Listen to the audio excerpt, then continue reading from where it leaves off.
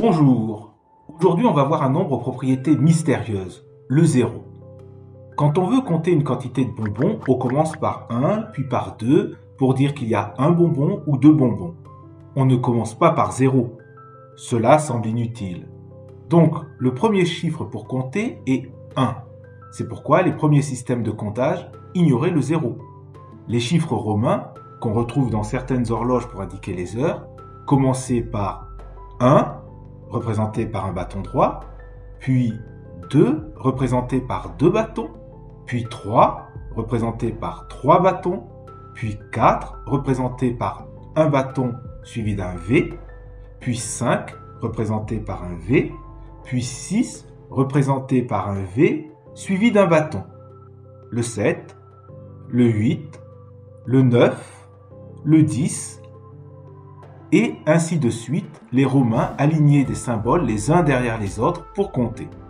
Mais quand on prend des grands nombres pour compter des millions, on se retrouvait perdu pour déchiffrer le nombre indiqué au milieu de tous ces symboles. C'est pourquoi les Babyloniens laissaient des espaces pour dire par exemple que 1 espace 1 signifiait 101.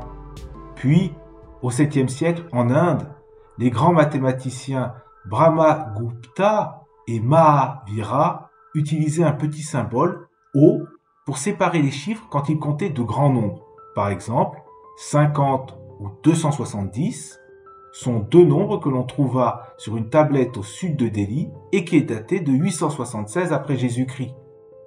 Et ces mathématiciens utilisaient 0 aussi dans des opérations simples. Par exemple, 3 moins 3 égale 0.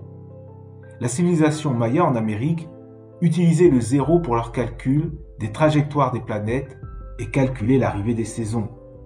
Le 0 fut définitivement adopté en Europe par les commerçants au XVe siècle car il facilitait les calculs et puis rajouter 0 ne change en apparence rien à nos calculs.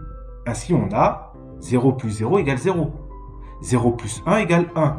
0 plus 0 plus 0 égale 3 fois 0 égale 0.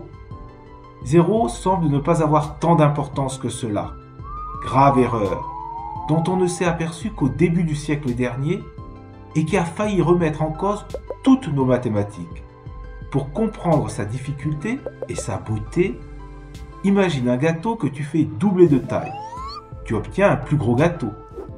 Remultiplie par 2 ce nouveau gâteau. Tu obtiens un gâteau beaucoup plus gros.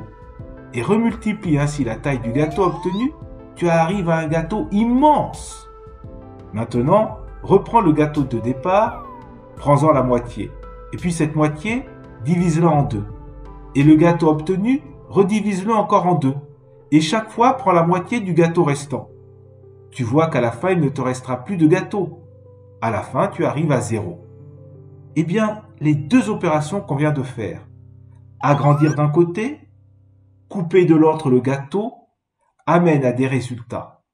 Le 0 et l'infini, le très petit et le très grand, qui sont mystérieusement liés, car il faut autant d'opérations dans un sens que dans l'autre, partant d'un gâteau pour les obtenir. Au revoir, à bientôt.